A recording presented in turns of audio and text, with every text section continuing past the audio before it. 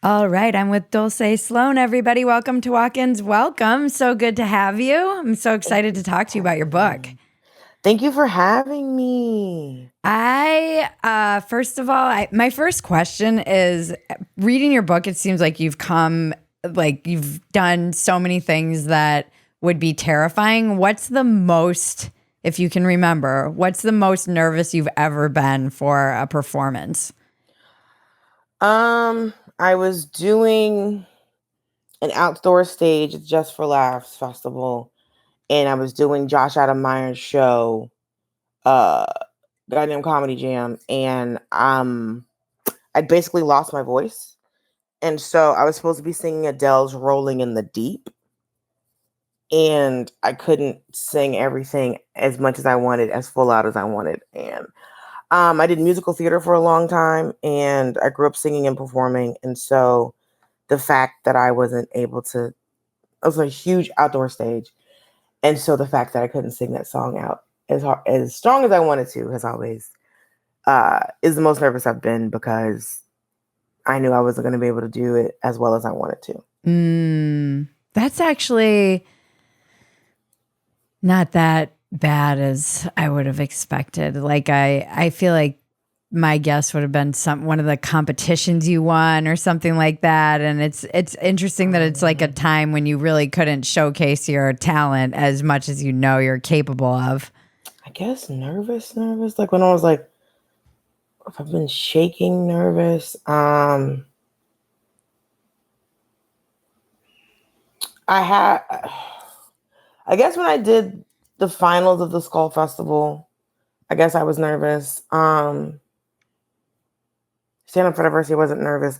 I have this very fun thing that my brain likes to do where I don't get nervous about something until after it happens. Oh, So it's like a delayed type of thing. And so afterwards it's just like people are like, what's wrong? I was like, all of the nerves that I would have had while I was doing the thing, I get after the thing. So I don't get nervous, but then afterwards I'm just like, then all of the nerves that would have been, because like the nerves can like inhibit you from being like able to perform or able to yeah. focus. And so my brain does is like, I took my friends to the Bahamas. Well, I got a house in the Bahamas, invited my friends, like a vacation. Cause that was one of the goals for myself, to be able to like plan a big vacation, have my friends come. And me and my homegirl were twerking on a jet ski and it flipped over and we were stranded for like an hour. And the whole time, cause like we just called the guys, they came and took the jet ski and they were just like, all right, now you just have three. And we're like, okay. He's like, this happens all the time. They fill up with water, they can't start again. And so I was like, at the time, I'm like stranded on this little like island cove thing with one of my friends. And she's like, how are you feeling? I'm like, I'm fine.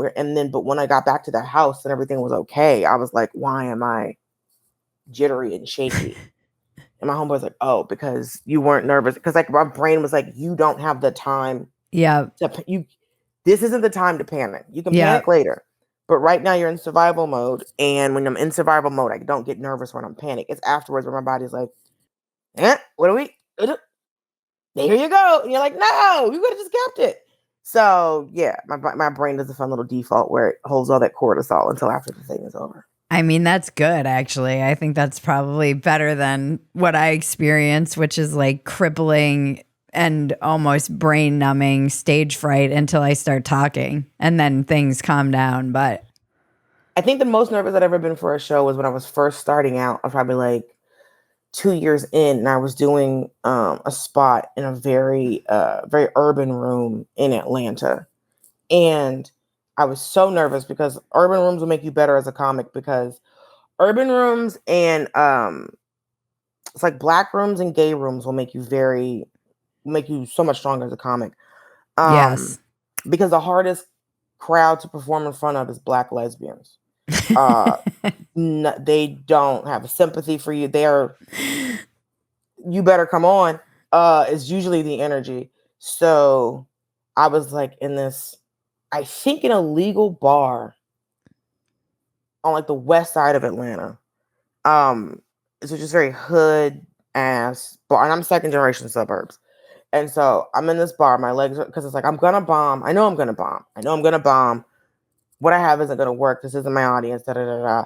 And I was so nervous, but I just started playing off the fact. I'm just like, listen, I got on UGG boots. We both know I'm not supposed to be here. And that's how I kind of was able to get it. And they were like, yup. And so we all knew, it was like, listen, I got dragged here. Y'all know I'm from Gwinnett. I'm not, and they're like, oh, okay. I'm like, we're all from Norcross. I'm more comfortable being in a Mexican restaurant. Like, I don't know. I'm never over. I come over here to get cheap clothes, cheap food, or cheap hair. And so that's how I was kind of able to just go, this is the reality of the situation. Yeah. Y'all both know I don't belong. We all know I don't belong. And the lady afterwards was like, you did good. Talk about, I was like, thank you so much, ma'am. Because I was, it's the first time when my legs were truly shaking, because it's just like, Black rooms are harder than white rooms. They just are. And they're harder to get into as a woman because, you know, they don't put women on stage in those rooms. For when I hope it's better now, but when I was starting out in 2009, it was like they would look you dead in your face and be like, we already got 2 females on the show, we ain't putting no more up. Yep. And Sorry, does that room in LA that's like down on the way to the airport, does that room still exist? I can't remember this room. I don't know about that room. I don't even know what you're talking legendary. I can't remember the name of it though. Are you talking about is it a Black room? Yeah. I think it closed down recently. Oh, it was like remember. down. I performed there once. I was doing a show with Yvonne Orji and Chinadu. Comedy Union? I think that's what you're talking about, is Comedy Union. Yeah, I think so. Off La Cienega? Yes. Yeah, it's Comedy Union. I think they might have shut down. I'm not 100% sure. I've only performed there one time. I'm not trying to spread propaganda. Maybe their business isn't truly successful. I'm not quite sure. But I think it might have I think it might have shut down. I went down there once with Tony Baker. He killed. And then Eric Myers, rest in peace. I don't know if you ever met him. He was a killer, but he was very self-destructive comedian, brilliant. He ended up recently passing away, like within the past couple years. Oh, that's a shame. Yeah, he was just always, it was like one of those tortured comics who has so many demons. But yeah, the Comedy Union closed down. Okay. That's the thing with, like, I think my main thing right now is just I want comics to be nicer to themselves, is what I really want for comics. Because when they can be nicer to themselves, and they can be nicer to each other, and then they can see the value of them starting a union, among other things. But there's comics that think that, like, if they're not, comics say a lot of things about themselves that aren't particularly nice, and I wish they wouldn't. I liked that in your memoirs. You were talking about how, you kind of allude to this in your book, just how we talk to ourselves and how there's so much pressure on artists, where it's like lots of people don't get their first jobs that they apply to. Yeah, and it's when someone's pimping your dream to you and your goals in your life, it's, well, oh my God, there's so much rejection. It's just like, yeah, so is applying to H&R Block. What the hell are you talking about? People have to apply for residencies. People have to apply to like, you don't get in every college you apply. I mean, I got in every college I applied to, but you don't get in every college you apply to. No, it's not true. I got waitlisted at the University of Miami. You don't get in every college you apply to. Every relationship you're ever in doesn't end in marriage. Like, it's just like, it's a wild thing that people are just like, oh, well, this will make you a star. And it's just like, I remember one of my agents said that to me about a job, and I called my manager and I was just like, talk to him about how he talks to me. Yeah. Don't say anything will make me, you can't play me to my face. My face? And I give you commission? Bro, who are you talking to? Get off my phone. So he pulled that stunt, and then my manager called me, and I brought him in the car, and I was like, hey, so what were you saying to me a second ago? My manager's on the phone. So the whole, this will make you a star stunt don't work when there's an adult when my manager's on the phone. Yeah. So it's, I wish the thing people could realize is this is all a business.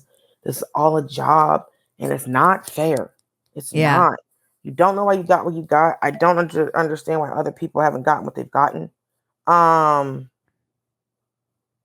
and it's, there's a thing we would hear in church growing up, that a phrase, favor isn't fair. And you don't know why you get the opportunities that you get that other people don't get. Because I was talking to one of my friends about a friend of ours, and she's an amazing comic, and she's a close friend of mine, but she doesn't have reps. And everyone's like, she doesn't have reps. And I was like, no, she doesn't have reps. And it's and I said that I have like survivor's guilt when it comes to certain people, because it's like, you don't know why you've gotten what you've gotten and other people haven't. Yeah. And so all I can do to, one, it's like when comics see there's so much bad comedy that when comics see another comic that's good, that's the thing about comics that actors don't do, but actors don't have the opportunity to do it. But when comics see another comic that's good, they're like, hey, yo, this person, she's hilarious. Come see my, hey, put her on. And that's the thing that I love about comedy, is that comics have a respect for the art form, where it's just like, we see so much bad comedy. Yeah.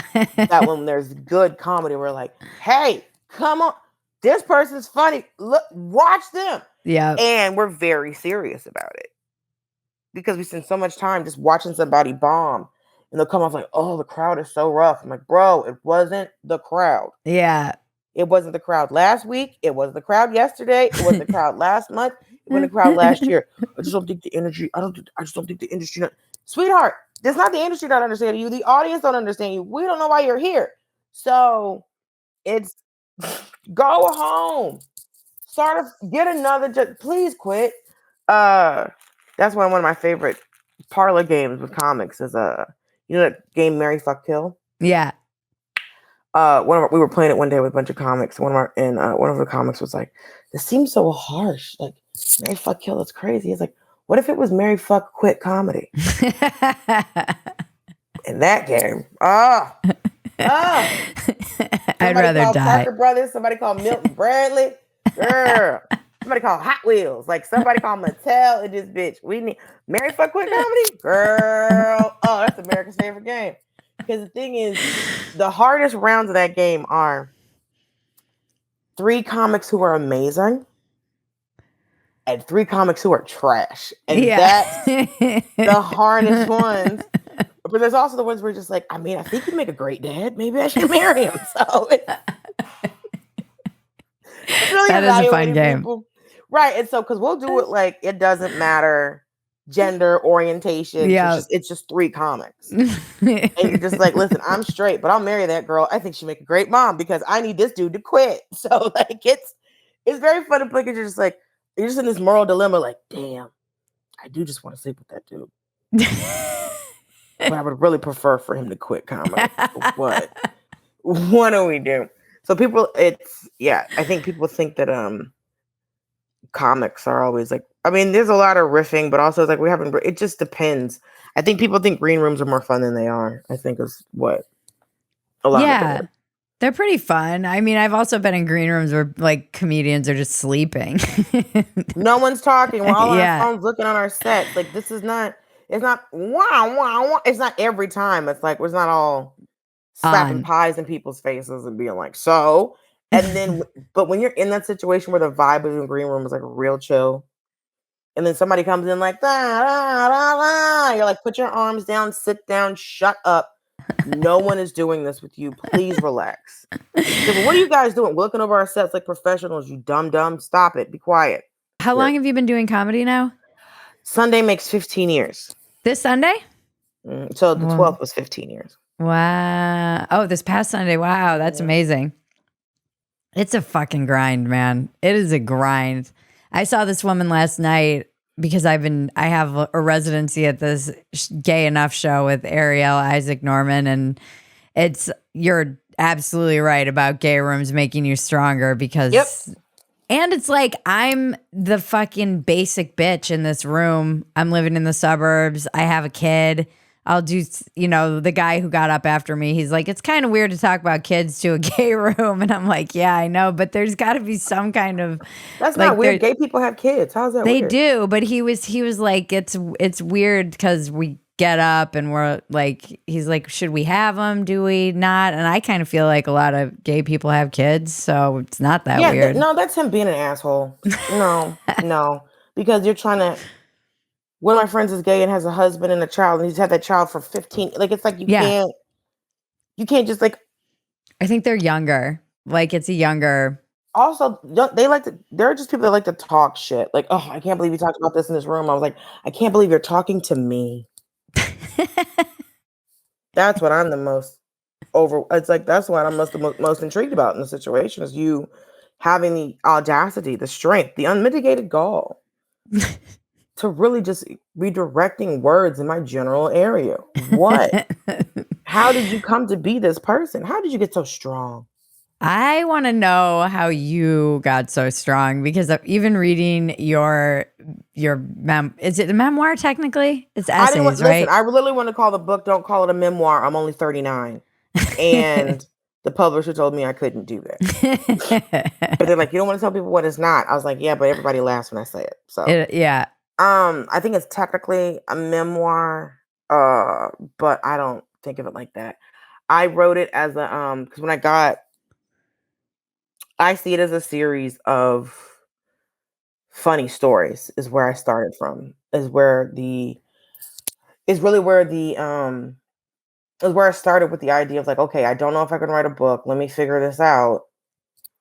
And so that's where I came from with it was let me start with a series of funny stories. I feel like I had the opposite reaction to moving a lot that you had. For some reason, it made you like very strong and fearless, and I feel like it made me really insecure and like a pick me that I can't really. I've never been No, able to shake it didn't make me fearless because I was still a black child in America, so I was full of fear. Mm. You're just not you just as a black child, as a black girl, I'm not allowed to show you that.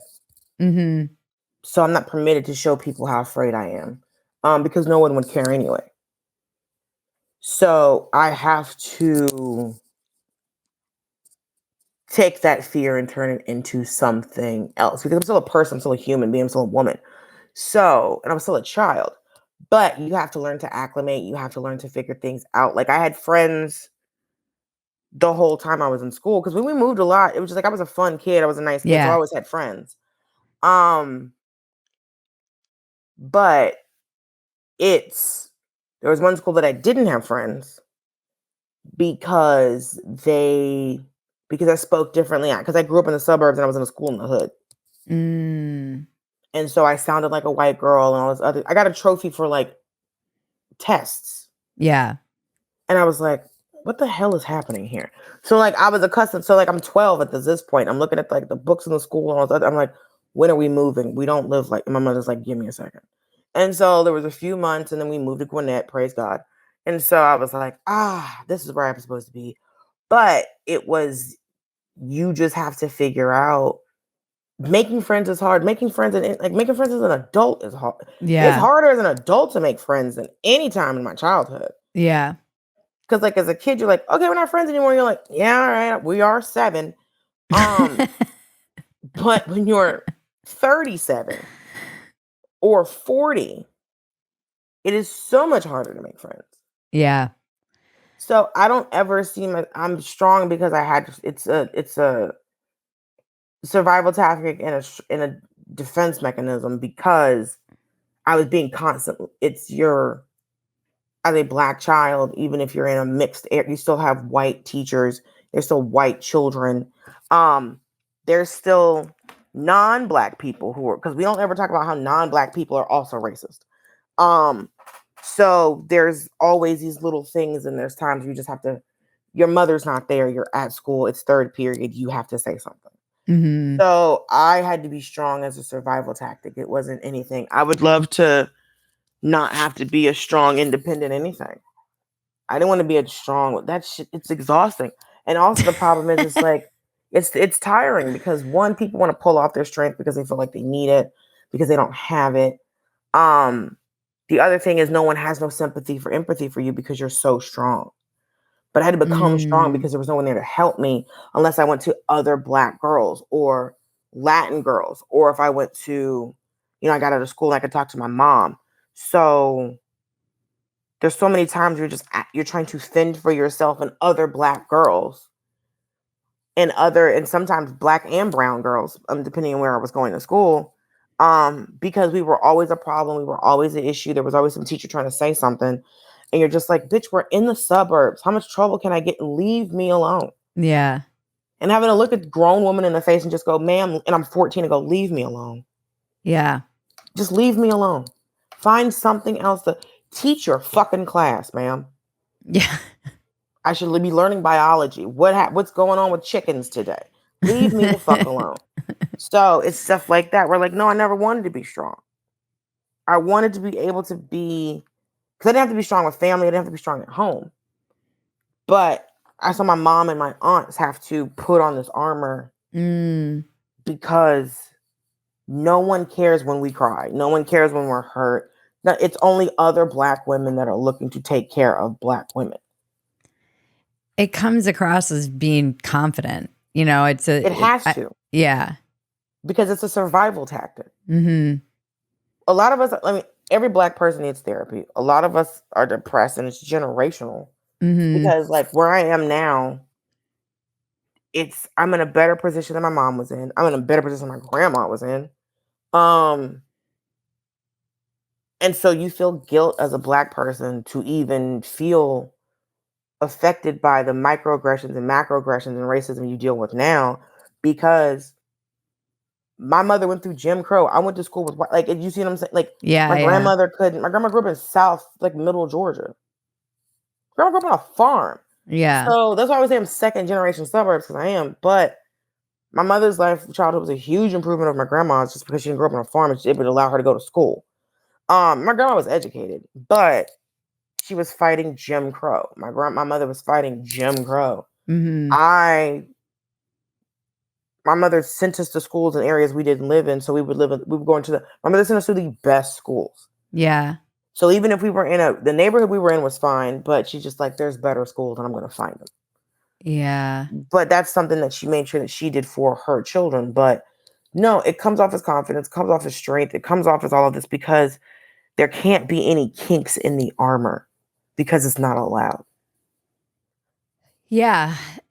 But I also feel like you are confident, aren't you? I had to be. Yeah. I don't always feel confident, but that's what I'm saying. It's you build up a defense for so long while it just has to become a thing. Right. Because I grew up, I'm a woman, I'm Black, and I'm plus size. So I had there was all of these things coming against me at all times. And you just have to go, that sounds cute, but look at my face. Yeah. You sound stupid. So it has to be this thing where it's just like, of course we have to develop this confidence, but I'm not confident all the time. That's impossible. Yeah. I'm never as confident as I appear to be. So it has to be a matter of it has to become a matter of fact. Where it's like, even if I'm not confident, I'm still pretty. So anything you say to me that tries to speak otherwise, it's like, but that's not what the facts are. It's funny because you say like it's impossible to be confident all the time, but I know a lot of dudes who are confident seemingly all the time. But it's impossible for women to be confident all the time because society makes sure we're not, to debilitate us. Yeah. There are men that have a level. Let me tell you something. Those men who appear confident all the time are the weakest men you'll ever meet, are the most likely to commit murder. Interesting. Because those super confident men are the one talking to women who they won't sleep with and using them as a proxy. And they're the ones talking to us about all of their insecurities. All those very confident men are the most dangerous men because you don't know where their confidence comes from. Like all these confident ass comics, a lot of them on the sidelines talking to me, very much in their head.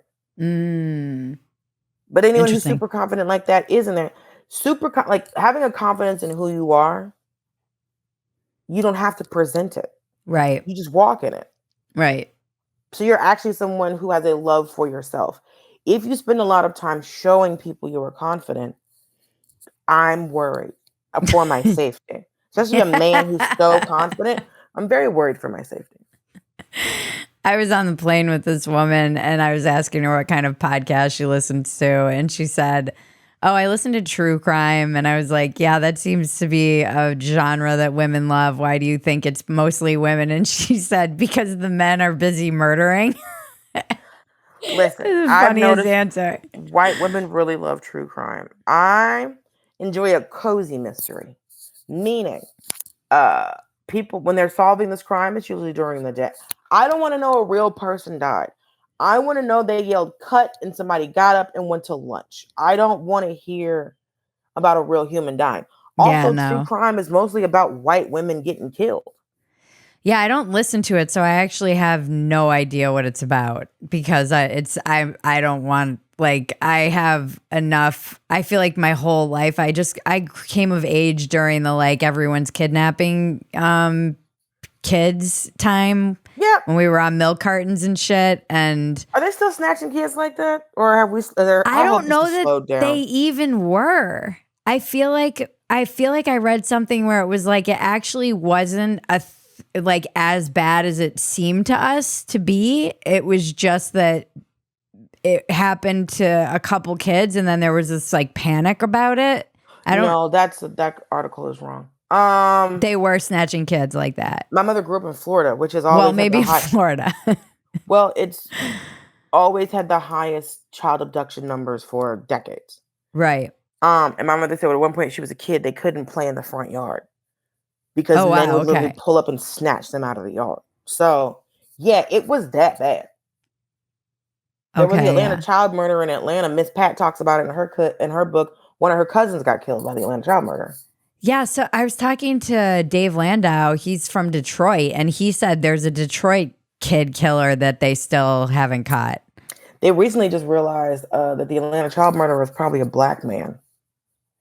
And when it comes to serial killers, when it comes to the profile, the first thing they do is go white man. And Right. so that's why I didn't catch him, because they were looking for a white man, because they were literally like, "Oh, this isn't something black people do," which it's not usually, no. Right. Um, but that's why it was so wild. I was watching a documentary. I was like up late in a hotel or something. And it was about the DC sniper, and it was two black That men. time was fucking wild. It was wild, and there was just this cop, just this older white man. He just sitting there going, "We would have never thought they were black." He just had this moment where he was just like, "They were black," and like it just got. He was like, "We never." He literally just looked at the camera and at one point and was like, "Black people don't do this. They don't. That's why he said we were so surprised when we caught them." He's like, "They don't do this. Yeah. They don't do this. Why would we have thought of black people? What? They don't do that." Like, he was just having this fucking moment where he was just like, it took us so long to catch him because black people don't do this. But yeah, stuff like that. Where I'm just like, I can't handle the true crime. I can't. I don't see the point of listening to how a woman was murdered. I don't see what why are you listening to that, I friend? don't know. It's like this. I made the mistake of reading one article yesterday morning there was in USA Today, and it was about 3 girls in Indiana who survived this like slasher, and they never caught him until after he was dead years later when they DNA test, like this woman never gave up. And I think it was 2019. It happened in like 1975. And I can't stop thinking about it. I'm like, this is why I don't fucking read this shit. I didn't need to know any of it. I didn't need to put any of that in my brain. And I could, Nope. and now it's there. And now it's there. You didn't need it. No. But first of all, how the fuck did these 3 little girls survive getting, like, I don't even know how they survived. It's a miracle that they survived, all 3 of them. Because slashing and stabbing isn't the same thing. Yeah. They got, one's stitches and one's internal bleeding. Right. One did get stabbed, but she somehow made it. Listen, if you don't hit a vital organ, Maybe got stabbed in the shoulder. She's fine. Listen, she's here. I don't know how they catch you when you're dead, but I don't know how you posthumously arrest somebody. But, Well, they just figured out who did it because they basically and this is always creepy to me too. It's like the same way they caught the San Francisco, the big killer in San Francisco that they caught. For the Golden State Killer? Yeah, but what a name to give him, by the way. I know. It sounds too like heroic or something. Like it sounds like it's a title. It's like, oh, Golden State is like, oh, this crazy fucker. But yeah, go ahead. Oh, so it's that same way that they caught him, where that certain of these like DNA genealogy companies like 23andMe have deals with the feds and they can cross-reference DNA and find basically their ancestors. Well, or their relatives currently. Or their relatives. So in this case, they found two people with a very strong match to the killer's DNA that they ran. And because this cop found that they still had some of his stuff and evidence. And then it was his kids. It was his daughter and his son. And he had died in prison. How's that blood even viable still?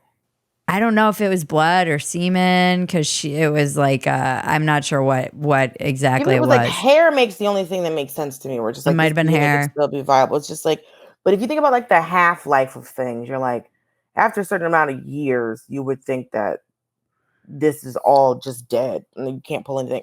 But I don't know. They've been pulling they'll desecrate a pharaoh's grave and then DNA test them for whatever fucking reason. So yeah, I think they are trying to like recreate those woolly mammoths too. So I don't know enough about cure cancer. This is insane. I used to work at an oncology practice. They're never going to cure cancer. Why not? Because they make too much money treating cancer. Yeah. So why would I cure something? What were you doing there? That's interesting. I worked in HR. So I worked in the office. So I'm in an auxiliary organization, and the president of the organization, she worked at this oncology practice in working to get doctors privileges to treat cancer at various hospitals around Atlanta and like Tennessee and North Carolina, and I think and the rest of the state in Georgia. And so I worked in that office, and that's when I found out that the idea of the continuing education credit. So basically, if a doctor, to keep up on what the most current medical practices are, they have to do this thing called continuing education credits. My husband has to do it. He's a therapist. Unless you got your degree before 1974. Oh. And then they are not required. Okay. Continuing education. But like you would think, this was like 2008. But I remember saying to my boss, I was like, shouldn't somebody who got their degree before 1974 definitely be the person that needs to do these continuing education credits? Not the person who got it like last year. Right. Yeah. Just like, because this man is just like, oh, we have whole new everything. We have everything new now. We have everything. We have computers now. So yeah. And she was just like that. But they came as a board, they decided that. That's wild. Yeah, they seem like the people who would need it the most. Absolutely.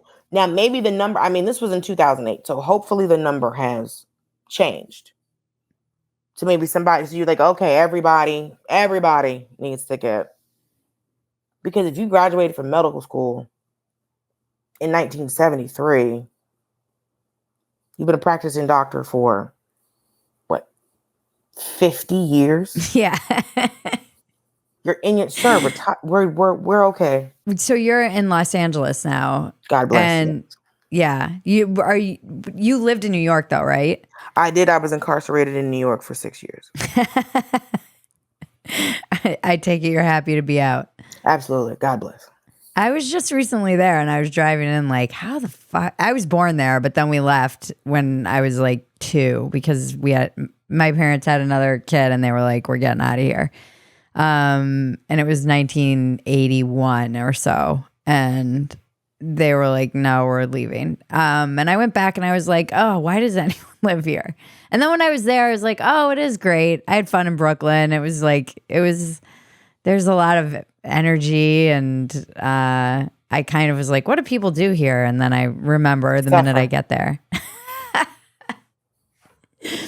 Why do you feel like it was, do you think it's like, were you excited to move there when you first moved there? No, I almost did an audition for Daily Show because I didn't want to live there. Oh, I see. So you never wanted to live there? No, it's a Yankee trash heap that should be burned down immediately. They made the whole city wrong. Go ahead. Do you like living in Los Angeles? I love living in Los Angeles. Oh, that's good. Are you working on a show out there, or do you what are you doing? I go back and forth. I work on a couple of different. I record the cartoon here. I shoot Daily Show in New York. In addition to doing stand up on the road. So I have like three jobs. Yeah, that's nuts. Time. So yeah, Daily Show, the cartoon, whatever other project. I just booked the movie. So whatever other project I have, I have multiple. In the words of my mother, which was always a dream for us, was to have multiple revenue streams. Yeah, that's the way to go. Absolutely, you can't rely on one bit of some white man's money. But yeah, so I go back and forth. But no, it's New York wasn't made for people. So a lot of people seem to love it. Well, a lot of people are in an abusive relationship. That does how New York is. And New York is an abusive relationship. People get Stockholm syndrome. Listen, if you tell people from LA you don't like LA, they go, okay. If you tell people from New York you don't like New York, a fucking screen comes down and now there's a PowerPoint presentation. And they have to tell you all of the reasons why it's the greatest city on earth. But to look a grown adult in the face and go, you're 40 years old and you own nothing. You own nothing. Yeah. You work hard every day and you have nothing. Yeah. So, you own, it's like, it's too expensive to buy for a majority of people. So they rent, but you don't have anything. Some people don't mind renting. Some people don't care. But if New York was so great, why did people leave it the way that they did during COVID? Because people weren't moving from LA the way people were moving from New York. There was 200 people a day leaving Manhattan during COVID. Yeah, I think a lot of people left Los Angeles during that time, though, too. I'm not saying they didn't. What I'm saying is that they didn't leave in the numbers that they left New York. Right. Because a lot of those people didn't come back. Uh-huh, yeah. Where'd they go, Florida? Anywhere else in the country that was affordable to live. Yeah. A lot of people who had been renting for years were just like, also, it's when you getting around takes so much time, especially if you're on the subway. So like, think about it. That's why a lot of people got divorced during COVID. Yeah, so many. Because you needed those other relationships. You needed that time apart. Because no couple was stronger than the couple that stayed together during COVID, had another baby, whatever. But if you're living somewhere where I'm just like, I get up 4 a.m. in the morning, I go to take the subway to work. I'm at work 8 hours a day.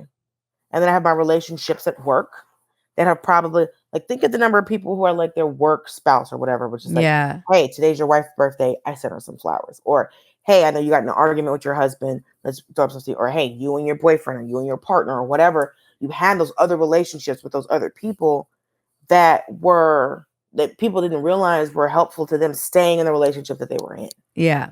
And so you lost those things because you didn't see that person because you were stuck in the house. Because if you think about it, if you're living with somebody in New York, you wake up at 7 in the morning and leave for work at 8, right? You get to work at 9. So now you get off of work at 6. You don't get home until 7.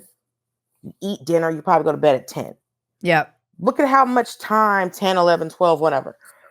And then you're together on the weekends. So you look how much time you're actually spending with your partner. Yeah.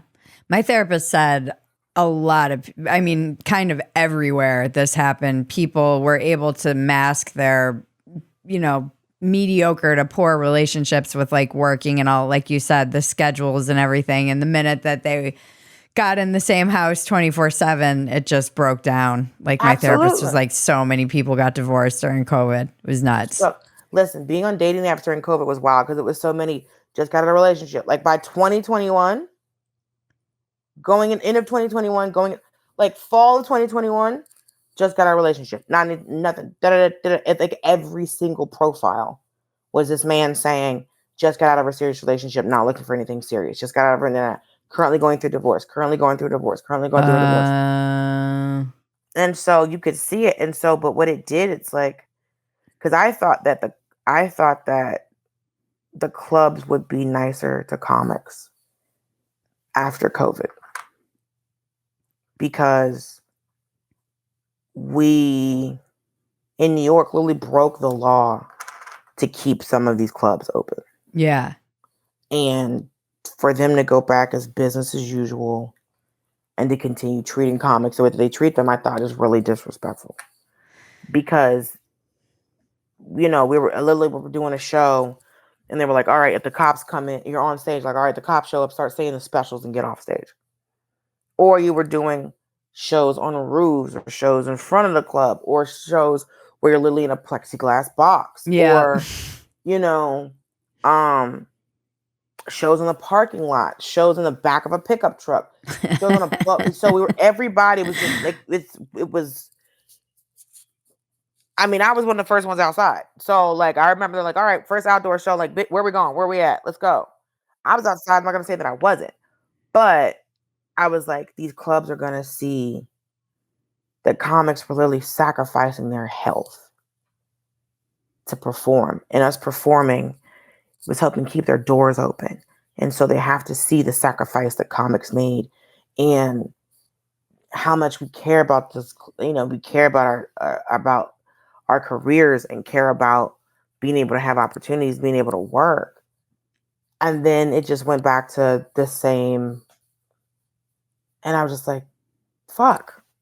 But then I remembered who runs the club. So I was just like, that's my fault. That's my fault. That's on me. I thought that people who were running a business would care about people. That's my fault.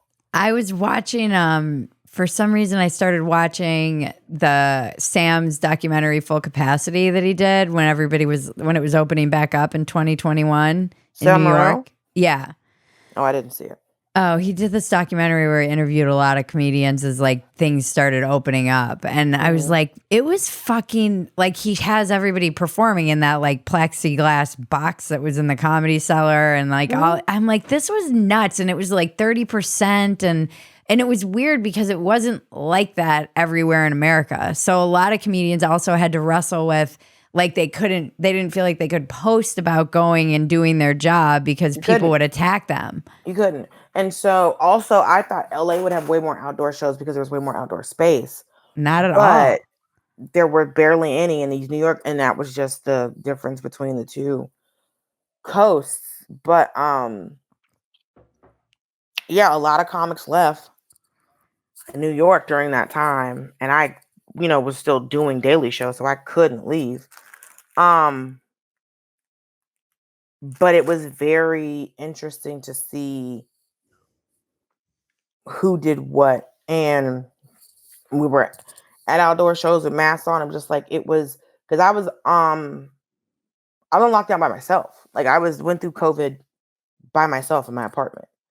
So one of my friends, a comic named Derek Gaines, he called me every other day, sometimes more than once a day, because he knew I was in lockdown by myself. So so we got tight really quick. But what I thought was so weird is like everybody came up with all this material about COVID, it was and then once things started opening back up, and once you started being able to do TV stuff again, they were just like, "Don't talk about COVID.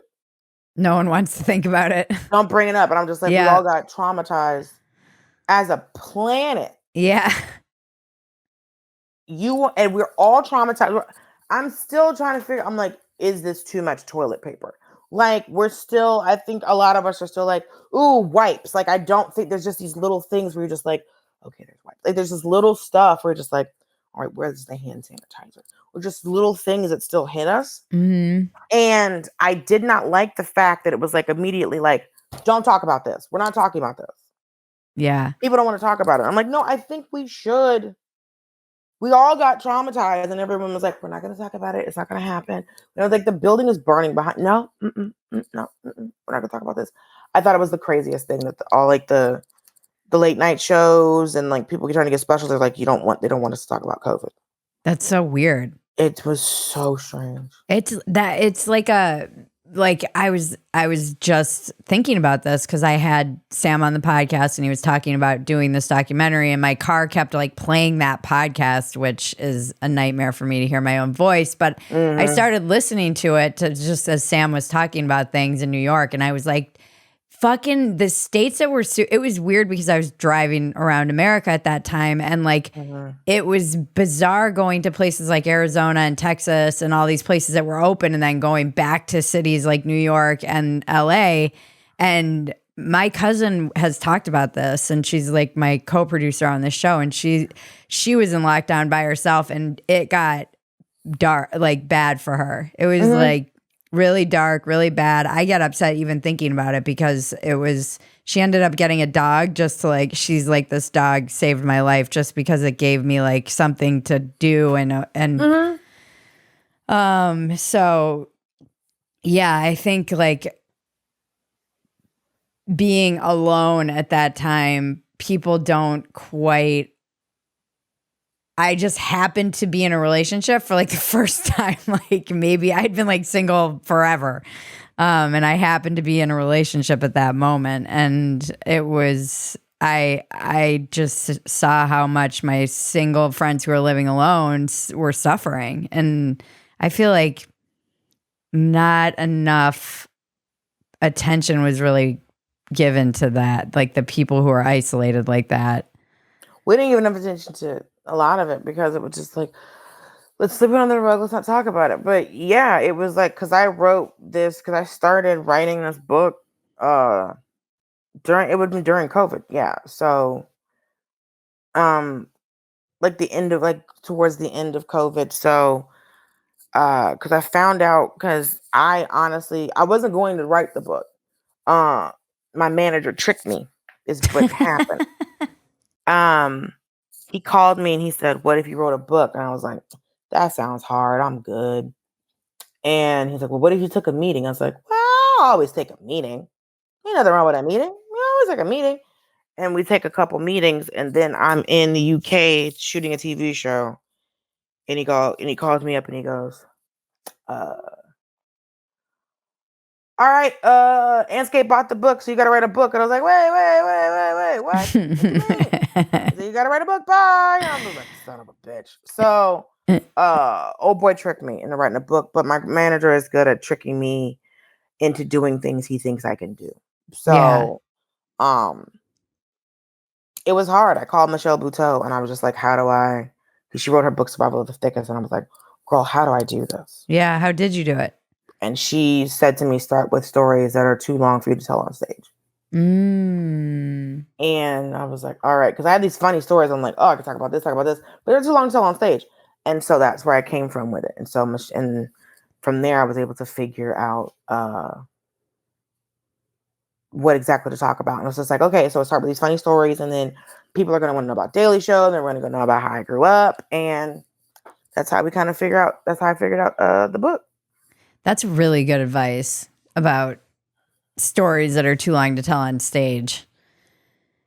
And then what was your process for writing the book? Did you wake up every day at the same time? I always want to know like how people, or was it just fits and spurts? Were you disciplined? Were you like the, person who's like from 5 to 7, I write and I get 1,000 words a day? Or oh, hell no. It was, okay, what does this do? When do I need this? All right, I'll do it. It was that, and then I had some, it was a lot. And so there was someone I worked with to just figure things out. Because I was too overwhelmed by the idea.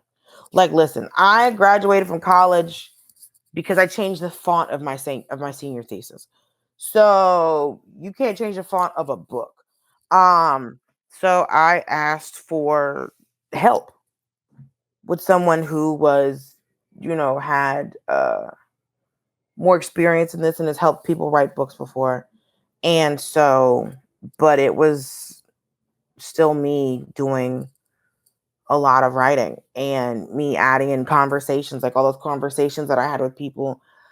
I wanted the book to sound like I was talking to you, that I It was sitting does. right there.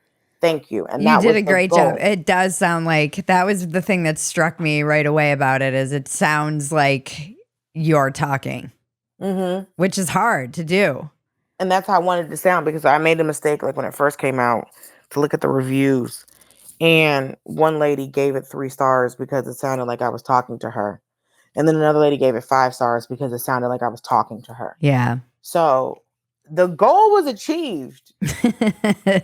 It's just how it was received was different. Yeah. But I did what I wanted to do, because I wanted to make sure that, like, well, make sure it's in your voice. I'm like, it's gonna be. Know that. It's gonna sound like me. And that's what I wanted. I wanted it to sound like me. I didn't want it to sound like that, I didn't want it to sound like me telling my story third person. Right. Or it was just like, these things happened to me. It was like, okay, girl, so boom, let me tell you what happened. Like, I wanted it to sound like Cheese Man. I wanted it to sound like, okay, girl, and then let me tell you this, and then this. Okay, let me tell you that. Because I love telling a story. I love spinning a yarn. I love telling a tale. I'm a very Southern woman. So that's how I wanted it to sound, was me sitting down with one of my friends, chit-chatting. Yeah. Well, I think you definitely achieved that. And it's a great fun read too. It's funny how, like, as comedians, though, I did notice the tendency, like, you'll say something so profound or something like really, it's like we will brush over something where you're like, well, that sounds like it was heavy and a lot. And then it's just like keeps moving. At one point in the book, you said something about how it was like almost an aside. And I'm like, this is such a comic thing to do. Be like, oh, I almost had 2 mental breakdowns or something like that. You kind of mentioned like being near to breakdowns and then like keep telling your story. And I was like, wait, but I want to hear how you overcame, like how did you get out of that Oh, hard because you have to stuff? go. You have to go to work tomorrow. Yeah. Listen, I Yeah. told my ex one day that I wanted to shoot him with his own gun, but I knew I couldn't get to Mexico fast enough, and I have to go to work tomorrow. Yeah. And I said it, Justin. I mean, I never saw it. He made sure his gun was well concealed the next time I came to his house, and all the years after that. But it was just very much like, you have your moments, you pace through your house, and then you have to go to work. Mm-hmm. Like, I can't do any. I can't send my mom to work back at Amazon. Like, I can't. Mm-hmm. There's so many times I'm just like, I don't want to do this anymore, but I'm just like, I can't send my mother back to work because I'm sad. And so it literally is. I always think about the phrase, a permanent solution to a temporary feeling. Yeah. Yep. And even when I'm in the midst of a panic attack or you're in the midst of a mental breakdown, it's just like, I've never had a breakdown to the point where I wasn't going to be able to function. Yeah. So it's like, this is a breakdown. I've had my heart broken more than once by the same person, because I'm too nice. And I remember that feeling of being like, or just being frustrated with because I'm very frustrated with my life. I feel stuck because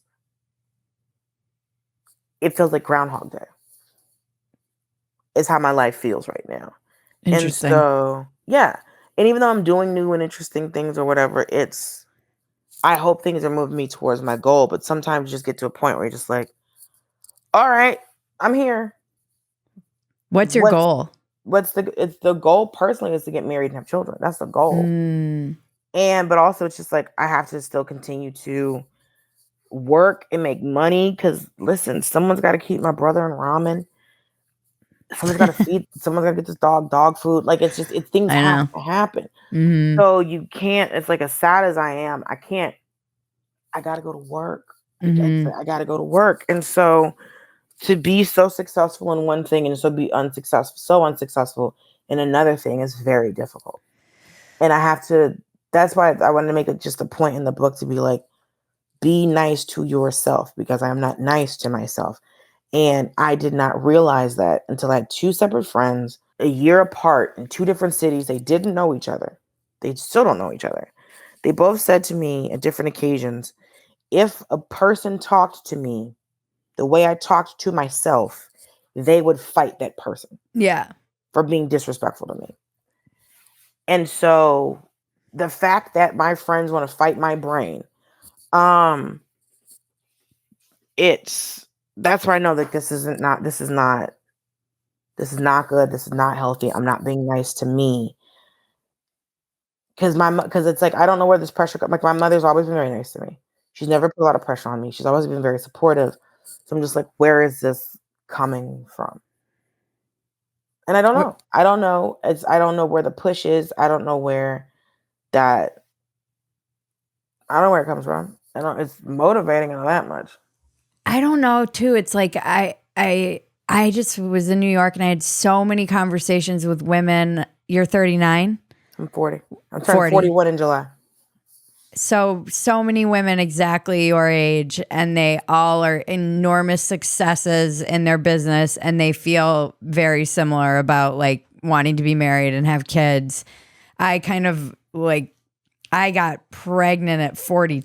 I had my first probably only child at 43, and they had told me that I was in menopause and couldn't have kids, and I met my husband very late in recovery. So we were both like very late bloomers and met, and kind of, and when I was 41 years old, maybe 40, and it was like all just, like kind of, I think of what I have like a weird survivor's guilt talking to all my girlfriends who are my age about this. It's just like that quote that you said at the beginning really sticks with me. The favor thing. Favor isn't fair.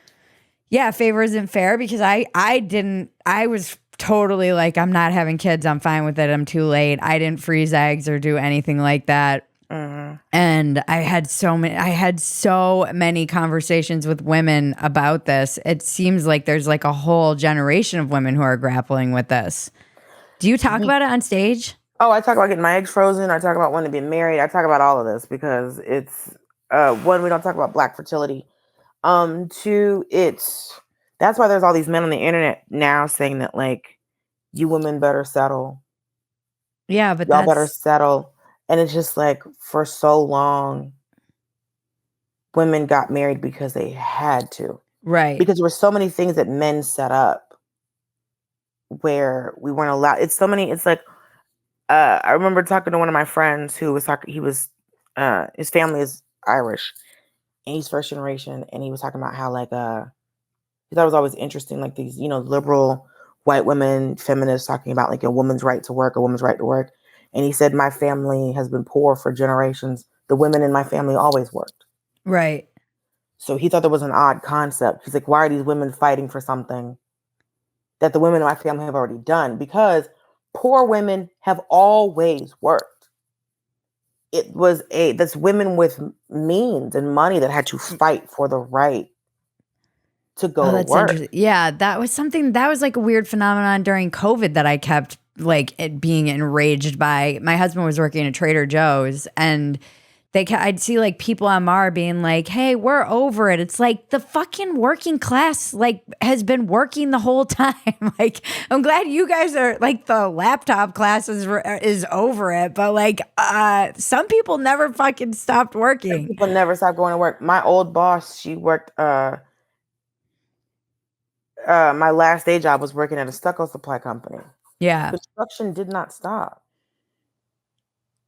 So I would have been pissed. Girl, you know how mad I would have been if everybody was in lockdown and I would have had to go into work and sell that stucco? Oh, I'd have been so mad. I'd have been so mad. But I called my boss. She said construction never stopped. Yeah. Construction never stopped. Some things never stopped. And so I think there is, because it's like I've been engaged. I was engaged when I was 22. And then in 2022, some man asked me to marry him. Not proposed, because that requires a ring. But asked me to marry him. And I was just like, there was a reason I didn't marry that man when I was 22. The man who asked to propose to me 2 years ago wanted me to quit my job, quit my whole career, and move to where he lived. quit my entire career for a man I'd known for a month. And I was like, the fucking nerve of this man. Are you kidding me? Are you kidding me? He's like, I make enough money to take care of you and a baby. I said, it's not just me and a baby. I take care of my entire family. My mother was retired. I take care of my whole family. Yeah.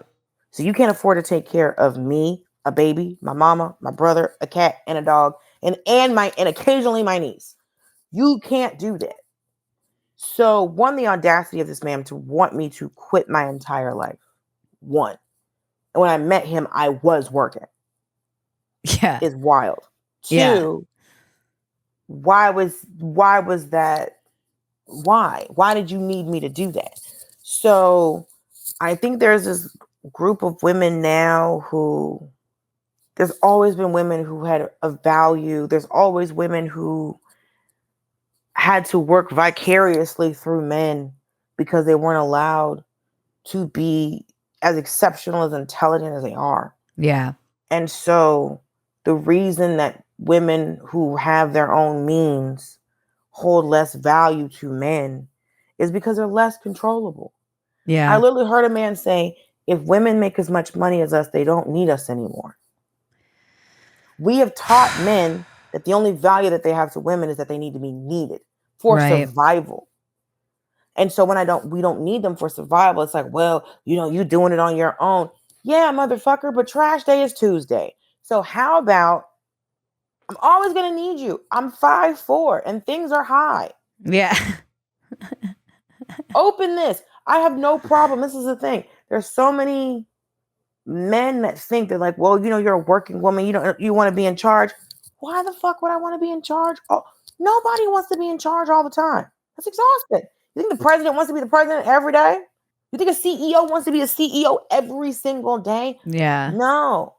I have a homeboy. When I hang out with him, my brain stops. Yeah. Where are we going? What are we doing? Tell me. Help me. Yeah. I realized this when I was packing for New York, and I was like, what shirt should I wear on the plane? And my husband was like, how much of your brain have you outsourced to me? I'm like, clearly a lot. Sir, help me. Help me. I'm tired of thinking. I run multiple businesses. Me and one of my friends started a lip gloss business. Oh, that's cool. Called Giggle Gloss. And I pack all the orders at my house. Wow. Me and my mom takes us to the post office because there's nothing that a 60-year-old woman loves more. We go to the post office. And so she said she's the head of distribution. So that's what, and so now it's Daily Show, and it's Great North, and it's stand up, and then it's this, and then there's this. And I'm very happy. When it comes to work. There's always more things I could do for work and more goals that I have and things I want to do for myself. But it's just like, I'm trying to get out of the mindset where just being on some podcast or being on TV talking about I'm single doesn't feel pathetic. That's where I'm at right now. Because to me, it's just like, this is sad.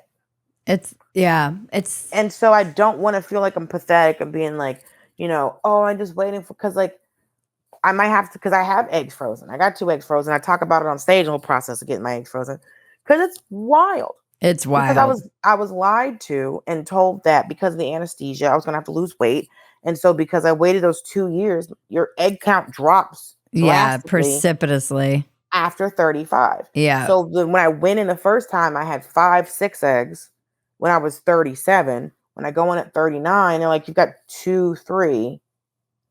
Because a fucking doctor lied to me. Yeah, yeah. Now I have less eggs, but I did it because he was Longoria told me to. Yeah. So, and it's but those were just backup anyway. Because the goal is to never use them. The goal is to never need them, but just to have them. But just the medicine makes you truly suicidal. Yeah. It makes you crazy. It has completely changed the shape of my body. Yeah. Which, listen, I've been curvy, but the hips this shit gave me, come on, sis. But it's now that there's the weight that I lost, the medicine made me gain it back. And then I could find a new doctor and they're like, you didn't need to do that. I'm like, oh, so I just needed a second fucking opinion. But I went to that first doctor because a friend of mine went to that doctor. So, and I got and so I was so mean to myself and I put so much pressure on myself during this whole process. And I put so much pressure on myself since I was a kid to get married and have kids. And so I dated out of fear my entire life. And then I was a fat girl and I'm still a fat girl. And so I've always been in this place of scarcity. So now, I'm slowly running out of time. So there's all of these things Yeah. that are coming at, and I'm just like, this is not fucking fair. No. But I could have made the mistake of getting pregnant from any, Tom, Dick, and Leroy. I could have done that. Yeah. Yeah. Let somebody shoot the club up with because nobody will get you pregnant faster than a broke man. It's true. I've never been seeing broke people with fertility issues. I'm sure it happens sometimes to be an asshole. But a broke man will get you pregnant faster than any medical professional. It's true. Oh man, I don't know. I think like Jody Miller, comedian. She adopted a little girl at like 50. Wow. Yeah, and it's like it's been such a joy to like watch their relationship on Instagram and whatnot. Like they're just the cutest, and she talks about adopting and all this. I mean, it's like, I don't know, because I talked to my husband about that. I'm like, we could always adopt, if we wanted to. Well, I thought about like, okay, I just figured it out on my own. Yeah. There's semen everywhere. Literally. It's everywhere. It's confetti, it's bank candy. They give it out for free. They don't give a shit. So I could have a baby on my own. My family lives with me. So will it be hard? Yes. I mean, I'm having a hard enough time getting a man with no baby. So a man, it doesn't mean it's not what I want, but I never thought I was going to be a stand-up comic either. Yeah, exactly. So but it's truly like, I never had a plan B when it came to my career. Yeah. And so I don't want to have a plan B when it comes to this, but this is the only thing I've ever wanted from my life that really, truly requires another human being to participate. Yeah. You can't be married by yourself. No, I totally understand that. I wanted a family, not like a kid, so I think that was something. And then when we were talking like to a fertility person, he's like, I want you to keep an open mind, meaning like if we can't get eggs, like we can use someone else's egg. And I was like, I don't know how much I was not in a place to be that open-minded about it. And so I was just like, fuck it. No, I'm good. And I was in acceptance of that. So I don't know. And then I was pregnant. like I was like, God, man plans and God laughs. Listen, one of my friends, me and her got our eggs frozen. The procedure I started a week before she did. Mm-hmm. So I was on FaceTime showing her how to do the shots and all that other stuff. And then I told her, because she had fertility issues, which is why she did the egg retrieval. Right. And I said to her, I was like, you're not going to use any of your embryos. You're going to get pregnant naturally. And she's like, shut up. I said, you're hyped up with hormones. There's no way you are not going to get pregnant naturally. And we did it in August. And then I think in December, she got pregnant. Oh, wow. And I was like, because they say, the hormones leave your system in two weeks. That's not even true. Wow. You still feel them until you have your next period. Because she called me one day and she was just like, are you suicidal? I was like, yes. It makes your brain. Yeah, my friends who have done this have said the same thing. And I think everybody's going, but also just like, why am I giving myself these shots? Yeah. Why am I girl, y'all trust us too much. This is like men being just like, they got to take the shot. What if they do it? I'm just like, anything. If I'm mixing saline with the powder, this powder could have been a fucking pill. Yeah. Oh, also one of the pills that they give you can affect your eyesight. Yeah. And it affected mine because I moved my hand one time. And the little action lines that you'll see? Yeah, like the trails. Yeah, I had the trails and I called the night nurse and she was just like, stop taking it. I was like, okay. Jesus Christ. So yeah, but I had to give myself shots in the stomach. Yeah, it's nuts. Mm-hmm. It's nuts. And I'm just like, I have a theater degree. What's your biggest defective character? I don't know what that means. Defective character? Yeah, like I don't know. You can kind of interpret that any way you want. Like Vice. Or the character flaw? thing you're working on. Oh, I'm Maybe too nice. you probably already addressed it, saying you need to be nicer to yourself, but whatever. Nicer to However, myself. I need to be nicer to myself, and I'm too nice to men. Yeah. What's your biggest? Go on. I'll say this. I'm too no, because I can be absolutely ruthless. I was I'm like, I yes. sense that. I come for necks, backs, head, shoulders, knees, and toes. Mm. If I have to, no. If I like a man, I'm too nice. That's what the flaw is. That's why I'm working on being meaner to a man, that having more of a sticking up for myself more, because I was just so afraid a lot of times of just like, if I say how I really feel, then this man will stop talking to me. And then if there was an issue, I wouldn't address it then. I would let it build up, build up, build up, build up, build up, and then I'm blowing up. But they don't know they did 5, 6, 7, 8. Yeah. They just know they did 8. I went through this recently with a friend where she kept being like, what do I do with like these men who just didn't fucking deserve her at all? And I'd be like, get some self-esteem. Not that I had, but I was like, please just value yourself. You won't have to put up with any of this shit. Not that I didn't learn that lesson until I was like in my 40s, but it's not an easy one to learn. The best thing I learned when it came to men is to be quiet, especially when dealing with black men. Because they're accustomed to their mothers, and men are just accustomed to their men have taught men, well, women are crazy, they're going to yell and they're going to scream at you and blah, blah, blah, blah. And I learned too, when I'm truly upset with a man, to be quiet, and that will freak them out more than fucking anything. Yeah. He knows he was dead ass wrong. Why are you not screaming? Yeah. You upset? Mm-hmm. You know what I'm saying? No, I'm good. Well, you can, sir. When I want to talk to you, I'll talk to you. And they're just, well, she didn't say nothing. Yeah. Be quiet. I'm telling you, you be quiet to a point. Don't be quiet every time. Because sometimes you need to get in the man's ass. Sometimes you need to set up camp. But there's so many, it's one, the being quiet for me helped me organize my thoughts. Because the worst thing you can do is present a man with evidence. So there's a guy I was dealing with who pulled some fuck shit, and the next time I saw him to talk about it, I had bop, bop, bop, bop, bop, bop, and had practiced it. So I knew what his responses were going to be. Where it's like, well, we were together for 7 months. Why? You said you loved me first, and then pressured me to say it back. Don't do this to me. So it was all of the sorry. A, B, C, cat. He couldn't refute it. But if I would have gotten to where he was, I would have sounded and looked crazy. But because I was able to not yell, also it's like when I care about someone, especially like one, you never know what a man will do. So I don't like yelling at men. Especially a man that I care about, because those are the ones that are most likely to kill you.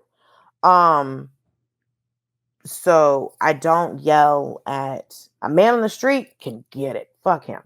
But a man that's standing in a hotel room, a man that I truly love and care about and says they love me, I'm not screaming and yelling with this man. One, I truly don't have it in me. Two, you never know what a man will do. So I don't really, if I'm yelling at a man on the street, I've already assessed the fact that if he comes at me, I can take him. Or I have to figure that out. But a man that I care about, because there's always a knife in my purse because I'm very Southern. But a man that I truly care about, I know the kind of tongue that I have. Yeah. So, sir, I have calculated all of the things. I know where all your trigger points are. I can say something that will get me choked. I'm fully aware of that. If a man is in an irrational state already, I can very plainly say something that will get me choked. Yes. Yeah. Because I've known you for long enough. Yeah. So I know what all of the things are. I don't want to say what the things are because I truly love you. But a man I don't care about, I'm saying the shit. I'm saying it. Fuck it. If he wants to go, let's go. But what's your go on. No, go on. But I also don't trust that any man won't hit me. Just just because that's what, no man has ever hit me. Oh, that was going to be my next question. No man has ever hit me. A man thought about it, and I tackled his ass and kicked his ass in his own house because we were 14. But no man has ever laid hands on me. No man has ever threatened to hit me. And I make it very clear that you can't. Yeah. So I had an ex one time, and I said to him, I said, we're in an emotionally abusive relationship. And he looked at me and goes, because the mechanic that I talk about in the book, I said, we're in an emotional abusive relationship. He said, I never hit you. And I was like, you think if you hit me, they'd ever find your body? That's not what I said. I said, we're in an emotionally abusive relationship. And it is, because he took a second. He was like, yeah, you're right. Like, it's not, nigga, you know, if you hit me, you die. There's there's so many bodies of water near here. There's so many trees. When men go missing, they don't look for them.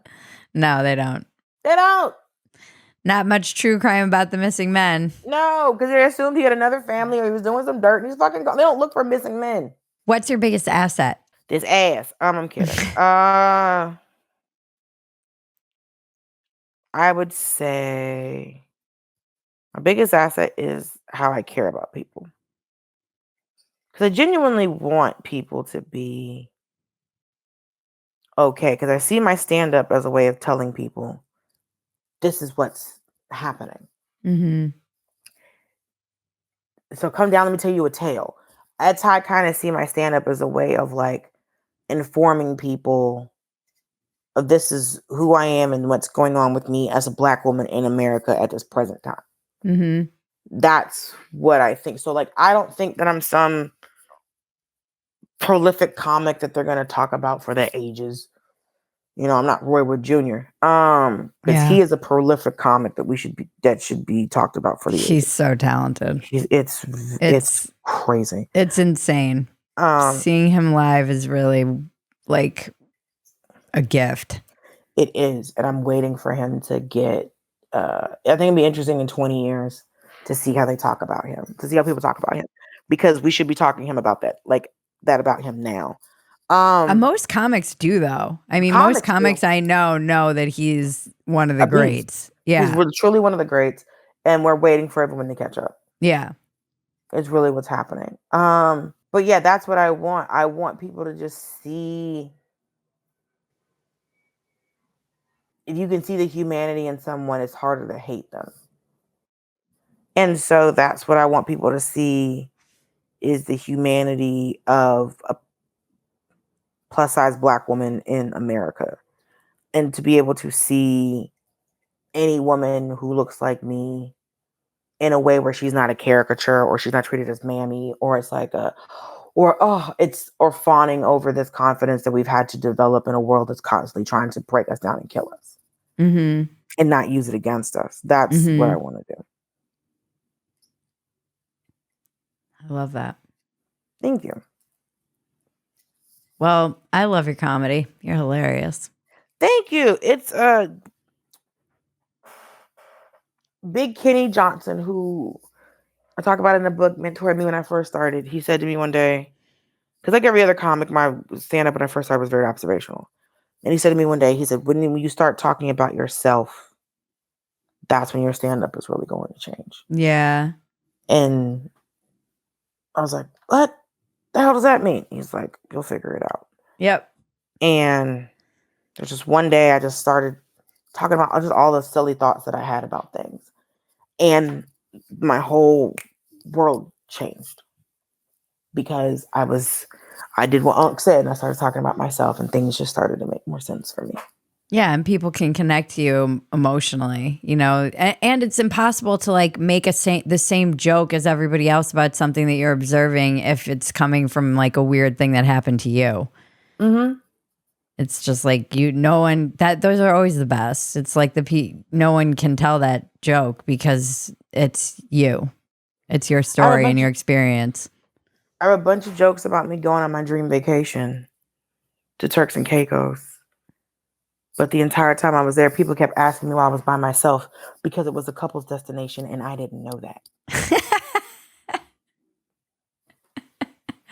I have a whole bit about taking myself on a date And because I was like, oh, if you can't love yourself, whatever, and all this shit. How you gonna love somebody else? Yeah, RuPaul. Yeah. And I took myself to the Santa Monica Pier to the Ferris wheel. And I didn't know that you're not allowed to go on a Ferris wheel alone. Because of And weight distribution. no, it's because they're afraid you're going to fucking kill yourself because only a psycho goes on the Ferris wheel alone. And they're like, oh, I thought it was because of weight distribution. no. Because my mom loves Ferris wheels. I hate them. And so they're like, well, she can't sit by herself. I was like, oh, yeah, because it's going to tip the thing. You need another person to balance it out. Nope. This is what I learned. And then they had to get on the mic and they were like, we have a single right. I mean, it was like one moment that I was trying to make like, I'm going to be like a strong, independent woman. And it ended up being just demoralizing.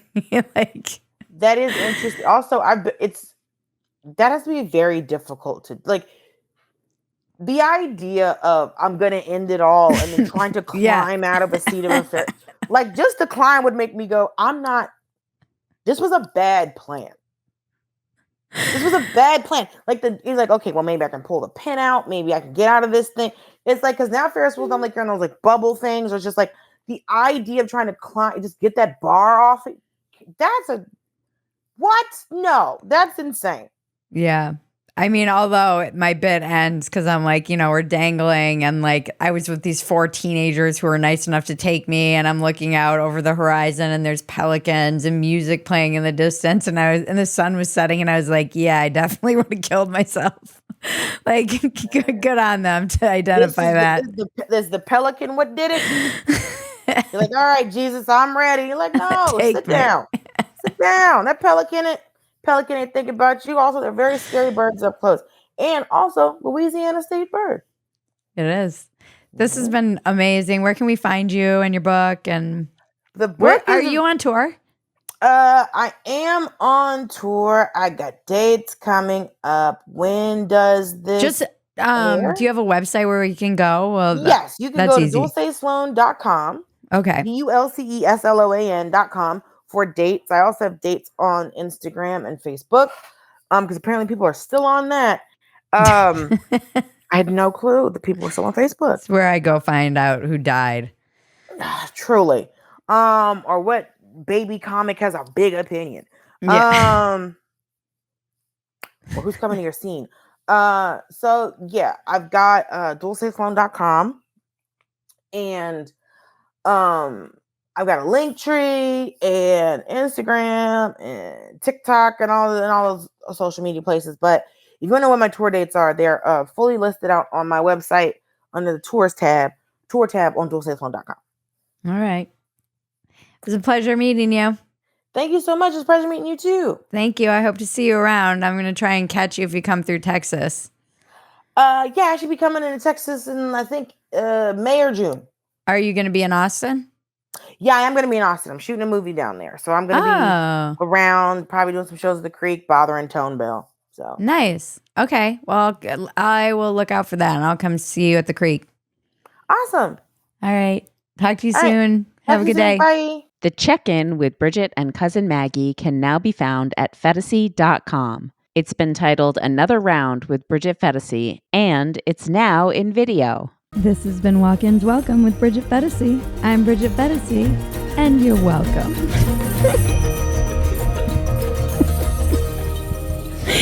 It's the dumbest line.